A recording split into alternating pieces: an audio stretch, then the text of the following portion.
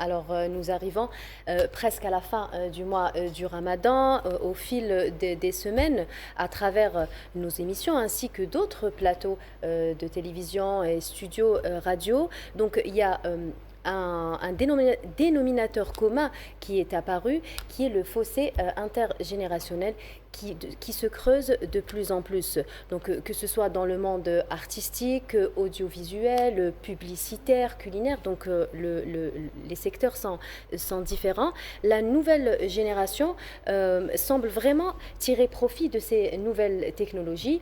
Au contrario, nos aînés peinent vraiment à suivre la cadence. Donc, on va prendre quelques exemples. Dans le secteur publicitaire, par exemple, vous avez les jeunes marketeurs ultra smart, donc qui sont vraiment dans l'innovation, ont vraiment beaucoup de mal à vendre leurs innovations, leurs idées, leurs concepts aux marques qui sont gérées justement par des seniors, on va dire, qui eux préfèrent rester dans l'authenticité, préfèrent miser sur des valeurs sûres. Donc nous, ce qu'on appelle ça, c'est des concepts un peu has-been.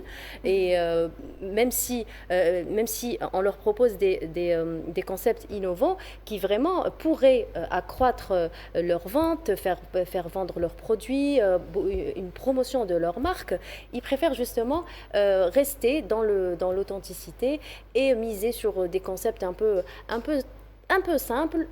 Pourquoi changer une équipe qui Pourquoi gagne? changer une équipe qui gagne? Or, nous sommes dans nous sommes en 2025 déjà.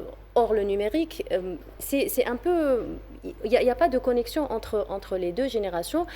Et ça porte quand même préjudice à certaines marques. On peut aussi prendre l'exemple de l'audiovisuel ou encore du culinaire, hein. C'est un peu pareil.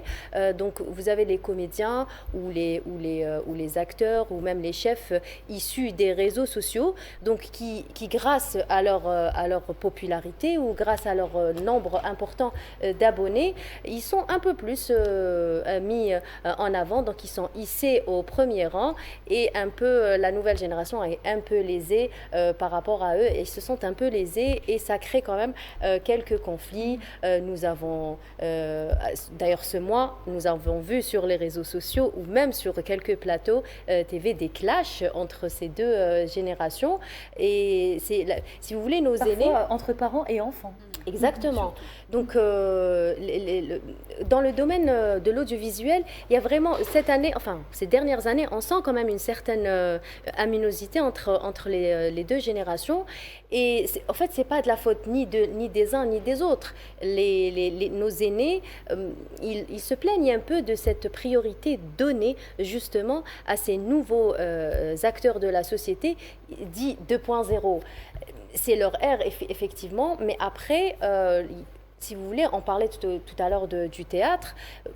Il faut qu'il y ait de la formation, il faut quand même qu'il y ait une base. On ne peut pas sortir d'un réseau social et se dire oui, aujourd'hui je suis comédien.